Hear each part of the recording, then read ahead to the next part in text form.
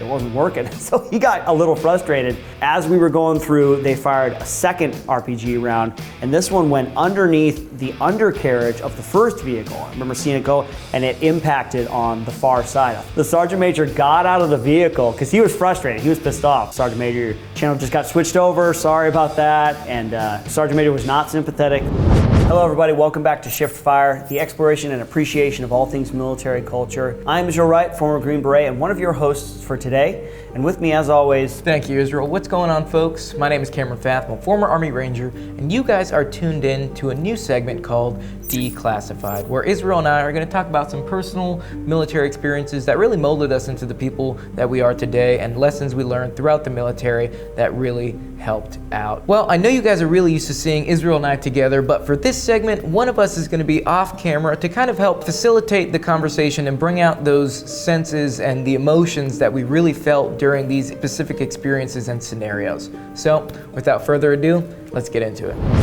So the story I would like to tell for you today is probably the hairiest combat situation that I was ever in. I was deployed to Iraq in 2008, and we did a lot. We did the full breadth, the full spectrum of operations that a Special Forces Green Beret can do. We did meet and greets, went out and meet the people, meet the local leaders. We did intel gathering. We did the night raid stuff, and we also did a lot of convoy operations. You got to drive out into the vast reaches of the desert sometimes to reach people, and on one particular mission, we had to go and actually pick somebody up from a team who was redeploying somewhere else. He was on a team, he was going to come back in and redeploy to a different team. So we were grabbing this guy, grabbing all his stuff, and basically moving him from one place to another. So we were in Mosul, and at that time, Mosul was kind of the hot ticket. It was the Wild West, it was the biggest game in town, and so that was where all the action was. So on this convoy in particular, there were two vehicles, just two vehicles. We didn't do a lot of large convoy operations because we kind of had to do our own thing. We were Special Forces, we were Green Berets, we did what we wanted, so all we had to do was get clearance to leave the base, and they're like, all right. Conventional forces were like,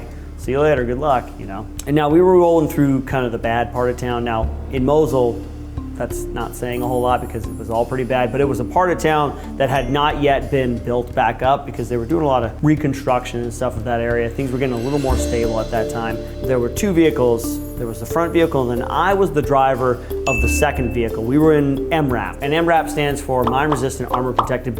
Think a big armored suburban vehicle, kind of a step up from the Humvee. And at this time, this was kind of the new vehicle that everyone was being handed. It has a main gunner, which was usually a 50 cal, and then had what's called the trunk monkey, which was usually a saw on the back end. So there were two gunners on each vehicle, and we were rolling through this kind of bombed out part of town. A lot of buildings bombed out, you know, open-faced, multi-level structures and stuff like that. The first thing that I saw happen was a vapor trail from an RPG across our bow. It was kind of in between us, right? I had a very interesting reaction. I thought, oh, we're getting ambushed. This is what it's like to get ambushed. And it was that emotionless. My reaction to really life-threatening situations has usually been a draining away of all my emotions and getting just kind of very analytical about it, maybe Vulcan or Terminator, kind of that area. When that vapor trail went across, that was kind of my initial reaction. And all my emotion kind of drained away. I said, okay, I'm keeping it steady because I know my guys, they're gonna be getting a beat on where that RPG came from,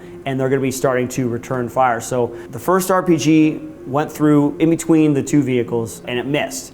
And so by that time, we were rolling through, it was kind of a bumpy road. I was trying to keep it steady. Our guys started returning fire somewhere off to our right. I actually never really even looked particularly where it was at because I was driving, like I was focused on driving. I happened to have the Sergeant Major of our unit, 3rd Battalion, 1st Special Forces Group, Sergeant Major, in my vehicle. He was in the passenger seat. He just decided to go because they thought, well, this is probably gonna be an uneventful drive, and he didn't get off the base too much, so he was in the passenger seat. I don't know how it happened, and I take full responsibility because I was the 18 Echo. I checked all the communications on the vehicles before we left. Everything seemed to be working, but he was trying to talk to people, our guys in the first vehicle, and he wasn't getting through. Other people were chattering and go back and forth, but he, for some reason, when he would key up his mic through the vehicle, it wasn't working. So he got a little frustrated. As we were going through, they fired a second RPG round, and this one went underneath the undercarriage of the first vehicle. I remember seeing it go, and it impacted on the far side. I thought, man, these guys are really bad shots.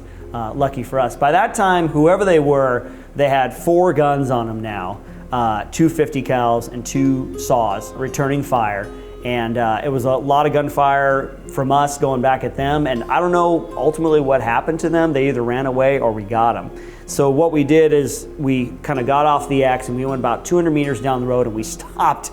The sergeant major got out of the vehicle because he was frustrated, he was pissed off because he couldn't talk to anybody. He walked out in the open to the front vehicle, talked to them, and then came back to me. And he's like, fix your comms, you know. And I said, yes, Sergeant Major. And so we continued on with our convoy and got out of town. We kind of west of Mosul, picked up our guy. When we got to where we were going, we had kind of an after action review, right? We talked about what had happened, what went right, what didn't go right. And I really appreciated that. Tom, who was our head of the unit at the time, he took everybody aside. It was a lot of younger guys too, because this was when I was at the headquarters element up in Mosul.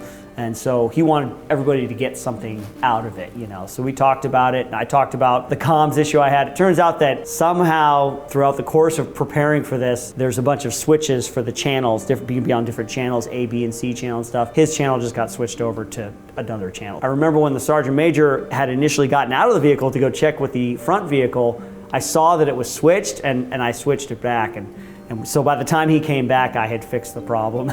So it was a simple little thing, but I guess it must have got bumped or something. But yeah, I really appreciated that we got to do kind of the after action report. And I'll always remember my initial reaction to the ambush was this kind of very mundane, kind of emotionless, like robotic, like I'm being ambushed right now. Let me ask you, so not a lot of people have had an RPG shot at them. So just from a senses perspective, what did that feel like? What did you hear? Was it loud? When the initial RPG fired, it kind of went from right to left, and it was like a when you shoot off like a bottle rocket, that fizzing sound from the propellant, you know, firing off. There was an initial thought of like, what just happened? Like, what is that? But then the realization kind of sets in, and that's when kind of the emotion drained away from me. I'm like, this is an ambush. This is what's happening right now. But I just remember the vapor trail going along the ground and stuff like that. So I just love how they were such bad shots. You know, like we were in pretty up armored vehicles and stuff, so I wasn't too worried about it. You know, those things are made to withstand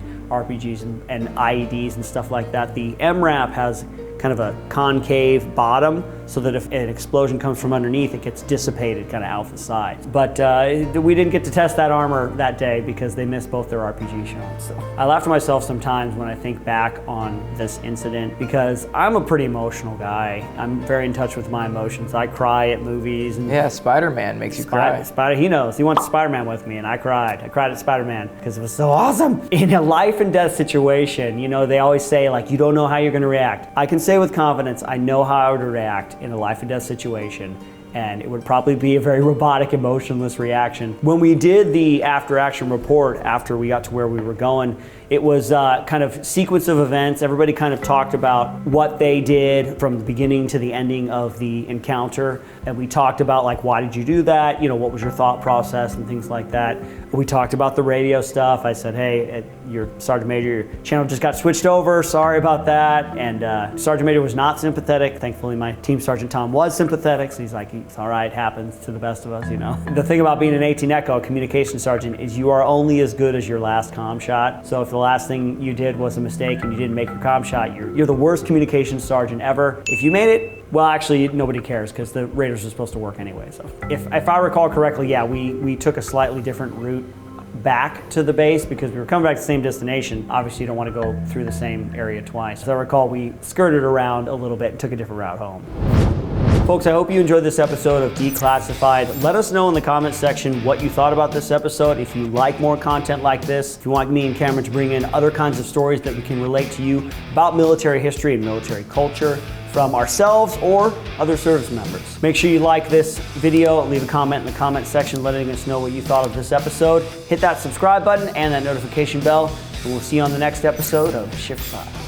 It wasn't working, so he got a little frustrated. As we were going through, they fired a second RPG round, and this one went underneath the undercarriage of the first vehicle. I remember seeing it go, and it impacted on the far side. I thought, man, these guys are really bad shots. Lucky for us. By that time, whoever they were, they had 4 guns on them now.